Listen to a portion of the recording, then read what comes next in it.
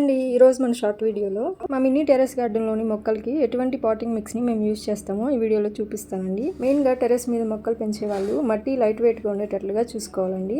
అలానే మొక్కలకు కావాల్సిన న్యూట్రియంట్స్ అన్ని అందేటట్లుగా కూడా చూసుకోవాలి. బయట నుంచి ఎటువంటి ఎరువుల్ని కొనకుండా ఆర్గానిక్గా మనం ఇంట్లో ఇలా హెల్దీగా పెంచుకోవచ్చండి. చూసారు కదా, ఇవైతే మా టెర్రస్ గార్డెన్లోని మొక్కలు. చూసారా ఎంత హెల్దీగా ఉన్నాయో. మరి ఈ పాటింగ్ మిక్స్ని ఎలా ప్రిపేర్ చేయాలో చూసేద్దామా. దీనికోసం అయితే ముందుగా మనం మొక్కలు దేనిలో అయితే పెట్టుకోవాలనుకుంటున్నామో ఆ పాట్కి చక్కగా ఇలా డ్రైనేజ్ హోల్స్ పెట్టుకోండి.